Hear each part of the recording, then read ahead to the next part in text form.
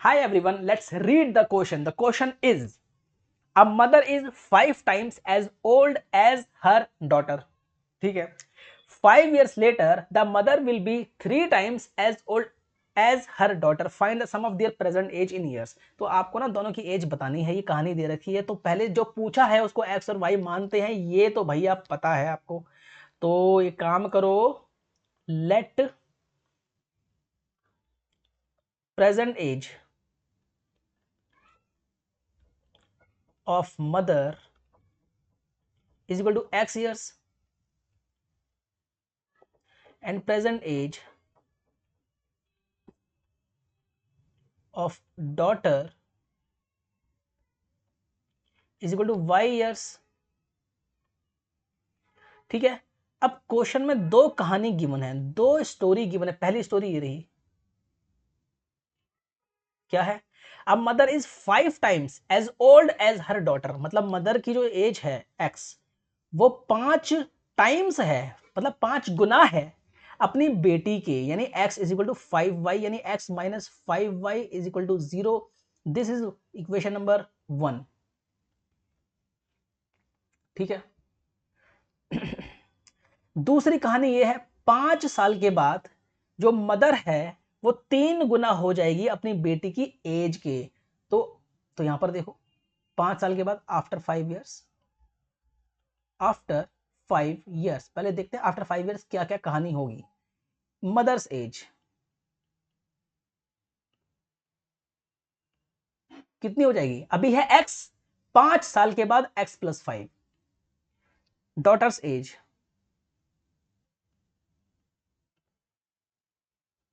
अभी है y, 5 साल के बाद y प्लस 5. अरे 5 साल के बाद तो प्लस 5 ही करेंगे. अभी आपकी एज मान लो 15 साल है, तो 5 साल के बाद कितनी होगी? 15 में 5 प्लस कर दो, 20 हो गई. ठीक है. अब अकॉर्डिंग टू क्वेश्चन क्या गिवन है कि 5 साल के बाद जो मदर की एज है वो 3 गुनी है डॉटर की एज के. डॉटर की एज कितनी है? y plus 5.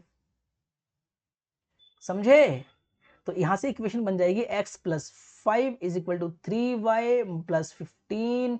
ये हो जाएगा x minus 3y minus 10 is equal to 0. This is equation number 2. दो इक्वेशंस हैं, तो इसको अलग से सॉल्व करते हैं. इक्वेशन है x minus 5y is equal to 0 और x minus 3y is equal to 10. x minus 3y is equal to 10. अब मुझे कोई एक वेरिएबल को एलिमिनेट करना है, x को या y को.